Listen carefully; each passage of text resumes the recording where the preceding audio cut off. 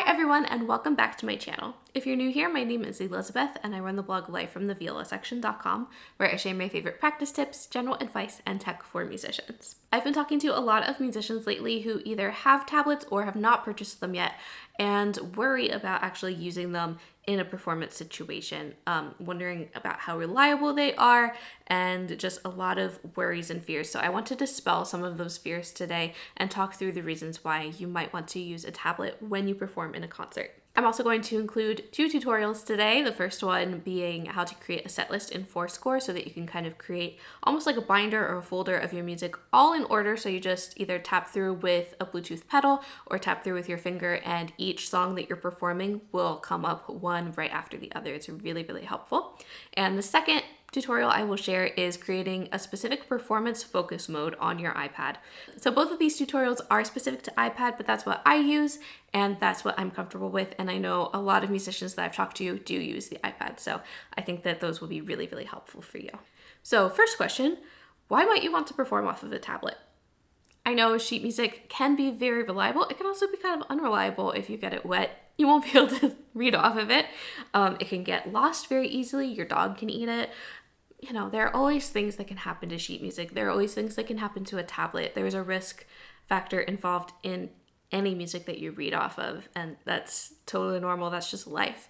But if you're performing a chamber piece or something kind of newer for a small ensemble, a lot of times this music will kind of weave in and out between different parts, and it can be very, very helpful to read off of a score.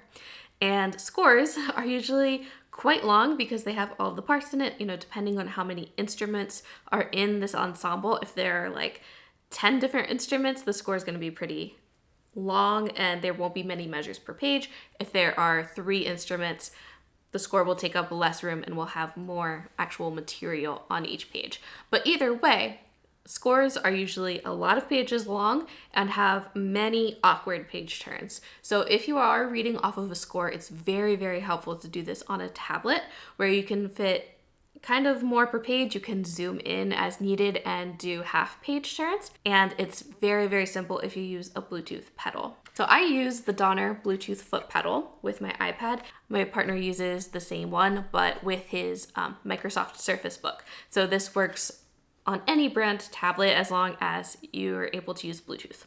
So I really like this one. It's the only one I've tried, but it's been very reliable and very good for me. It has lots of different buttons here on the front so that you can kind of customize the way it turns pages. So you can scroll up and down the page, you can go right from one page to another, and there are a bunch of other different kind of ways to customize how you're turning the pages. So tapping the right pedal will move the page forward, tapping the left pedal will move the page backwards, and I believe you can customize the pedals to do slightly different things depending on your needs. The other thing I like about this pedal is that it has these little non-skid grippy feet on the bottom, so it doesn't slide around on a surface when you're performing, especially on those shiny, smooth stages. This stays in place. So if you are pressing down on your Bluetooth pedal and it is just going straight through your PDF, you probably are a little nervous for your performance because what if, you know, you're performing, you're a little distracted and you just hold your foot down on the pedal. It's gonna go all the way through your PDF. So we can change this on the Donner Bluetooth pedal so that when you press and hold your foot down, it only turns one page at a time. And then you need to lift your foot, press down again to turn the next page. So we are going to find the button on the top left that says repeat. There's an on and off slider for it. We're going to slide that to off. Now, when I press down on the right pedal, it only turns one page. I need to lift and press again, and then it turns the rest. Since I have my iPad in landscape mode right now, it's only doing half turn pages, which is automatic in Forscore. Press and hold. It only turned it once. It's really, really great and helpful in a performance because then you can focus on playing. If your foot just rests there for a second, it's not going to throw off the whole performance. That is one of my most helpful tips for performing on a tablet because it's scary if you accidentally turn multiple pages at once, you lose your place, you have to go back. It's way too much to think about when you're performing, when you're playing, even when you're practicing and just running through something. It is way too much of a distraction. One thing to consider when you're performing on a tablet is the lighting at the concert and kind of the overall aesthetic of the performance. If this is like a total like blackout performance, you're probably going to need to memorize your music, because if you're using paper sheet music, you'll need a light on your stand, and that light is going to, create light in the whole venue, which takes away from that blackout effect. But similarly, if it's a dark concert, you would also need a stand light, and it's going to kind of illuminate your face. So a tablet does something very similar, but kind of on a bigger scale. So if your tablet is bright enough for you to read off of, and I know the level of brightness is different for everyone, I like to read off of very dim tablet because really bright screens hurt my head, but other people, it feels like they're straining their eyes to try to read off of a dark screen. So that level is different for everyone, and depending on what you need, that light from your tablet is probably going to illuminate your face, and it may take away from the performance. It's one thing to consider about the aesthetic of the concert that you're doing, and if there's a director, what they want and what they're looking for and what you can do. But definitely something to consider. But yeah, the lighting of the concert is something to consider because a tablet illuminating your face can be a little bit jarring. But on the other hand, paper sheet music also requires a light for you to be able to read it, and that's also going to illuminate your face. So it's kind of equal, but a tablet is going to illuminate you even more. Okay, so a lot of musicians are always worried that if they perform on a tablet, it's going to die mid-performance. And that's a valid concern, but there are definitely ways that we can control this. First of all, you can charge your tablet the night before. Be sure that it has a full charge. That's a good way to prepare. When I was still going out and doing things and I was in school before COVID started, I would almost always carry at least a phone charger with me. And at that point, I would usually bring my phone and my laptop to classes and rehearsals and things with me. This was before I used an iPad. And if I was having a long day, I would bring my laptop charger with me just so that I could get enough schoolwork done through the day. But if I was going out and having long days with an iPad or performing in different venues with an iPad, I would bring a charger with me to those venues. I would, first of all, be sure to charge my tablet the night before so that it's at 100%. And then depending on how much I use it during the day, it could stay at 100% by the time I perform, or it could be down to like 20%, depending on how much I used it. So either way, I would bring a charger with me, and when you're getting ready backstage, hopefully there's an outlet nearby. Just plug in your tablet, keep it plugged in until the moment you go out on stage, and it should be good to go. This is definitely a valid fear to have if you have an older tablet and the battery is a little bit unreliable, like it doesn't always hold a charge or it might suddenly shut off. Just, kind of monitor how it goes when you practice. How long can you go between charges? How long does the battery last? Does it ever turn off unexpectedly? And you can use kind of the information that you see to make an informed decision about whether or not it's reliable enough to perform off of. Another great reason why you might want to perform with a tablet instead of regular sheet music is because a tablet takes up a lot less visual space in front of you than your typical sheet music stand. So music stands are usually pretty big and bulky, or else they're very small and wire and thin and they fall over, and those aren't good. But your typical like Manhasset stand is pretty large. It's a big black rectangle that separates you from the audience, and that could be nice and comforting sometimes, definitely. But from the audience's perspective, it's not a super great view, and they probably want to see more of you and your instrument to really understand what is going on and to feel connected to you during your performance. So investing in a tablet stand is very, very nice. I personally use the one made by Peak Music Stands, and it connects onto a microphone stand. So I've got a microphone stand and then the tablet holder on it. It just stretches open to fit the tablet. You sit your tablet in there and you can adjust it on the microphone stand to whatever angle and height that you need. And the tablet, depending on the size of your tablet, it's probably going to be a lot smaller than a music stand. And I think it looks pretty cool too. It looks very gadgety and kind of like rock concerty. So definitely a helpful thing, and I will have a link below for the Peak stand and also for my Bluetooth pedal so that if you're interested in this gear, you can get it and see if it helps you to perform a little easier with your tablet.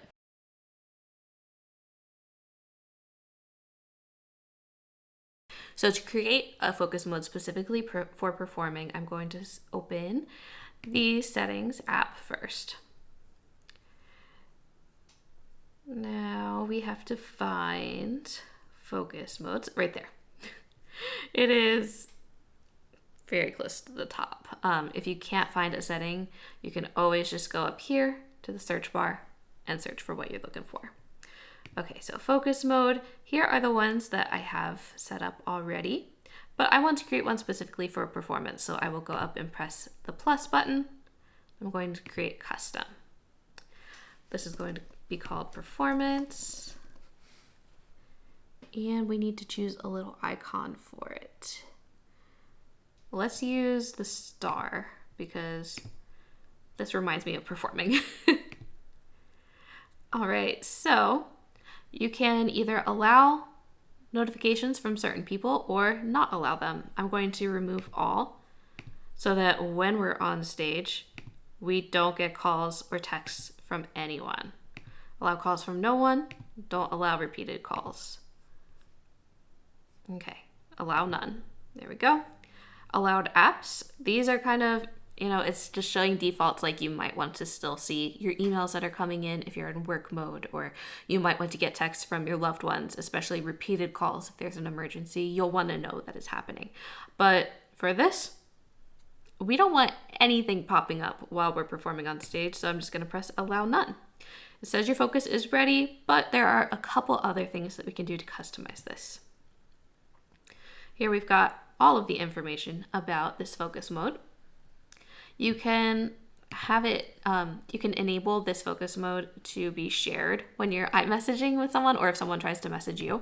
So if you share your focus modes across your Apple devices, which I don't personally, I like to still have my phone available for calls and texts just in case there's an emergency. And if I was performing, my phone would not be on the stage with me. It would be back with my case and everything, and it would be either on vibrate or also on do not disturb or airplane mode.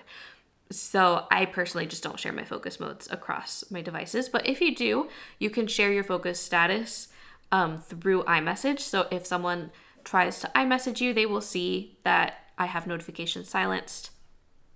Ask if you want to message me anyway.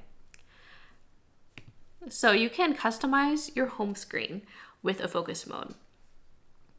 So for this, I'm going to hide notification badges, and I can choose a custom page. So I would probably only need this first page of apps if I was performing, because I would only really need Forscore, unless it was some other weird kind of performance, in which case I would have everything planned out and, it would be beautiful and amazing. But I would only need my first page of apps because that's where all my music apps are, and Forscore is in the little dock on the bottom, so you can access it from any page anyway, but I only need the first page.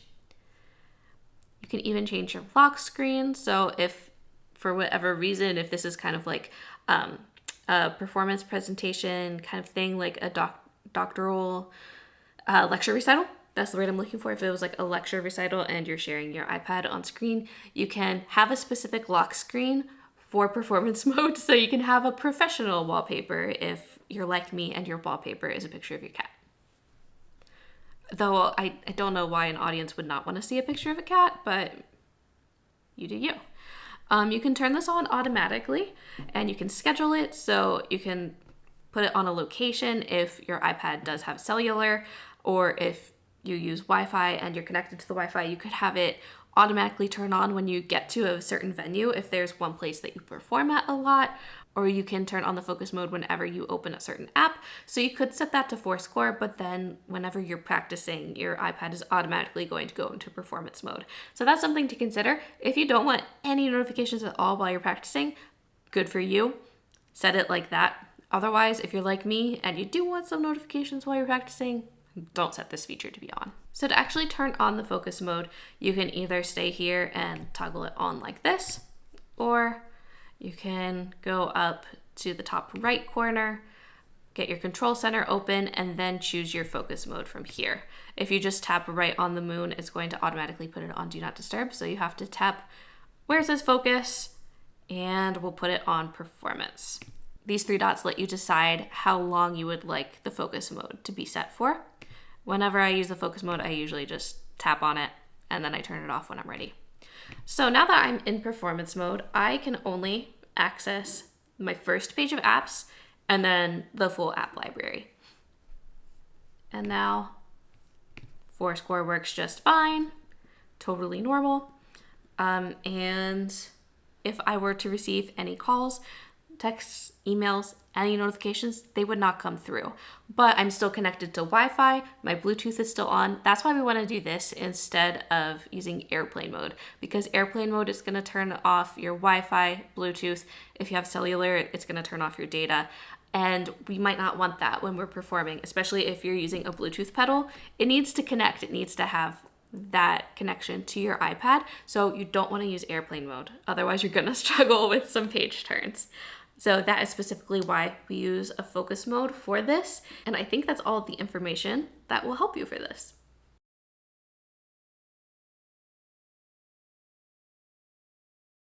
I'm now going to show you how to create a set list in Forscore. So to get to your set list, we will go to these 3 lines, the hamburger menu up towards the top left, and this shows all of your different set lists. We're going to create a new one. We'll call this October Concert 22. All right, and in this, I will just put in my students' music for our Halloween recital. That sounds good. Okay, so I need to find one of them. Aquarium is the first one. So we can go over to information about this piece with this little right arrow. I tap on that, and we can go over to the tab that says set lists. Now you can choose whichever set list you'd like this to be a part of and move on. Okay, we also have someone performing Belle from Beauty and the Beast, so I will also add that to the set list, and I'll go ahead and add all the other scores that I have in Forscore for this recital. Okay, so I've added a couple of scores into my set list now.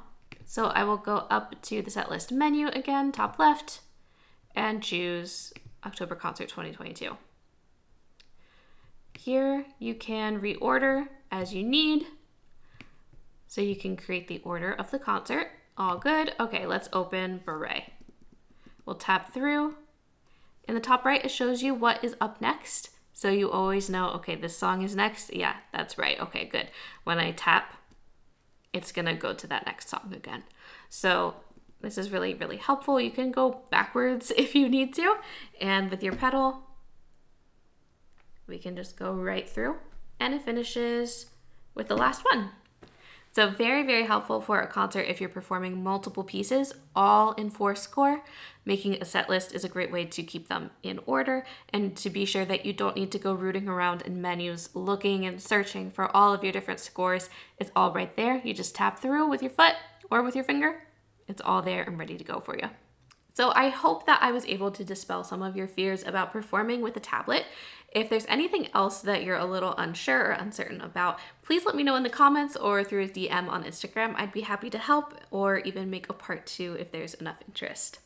So let me know which tip you're going to use to help perform on your iPad a little bit easier, and I will see you next week with a new musical video.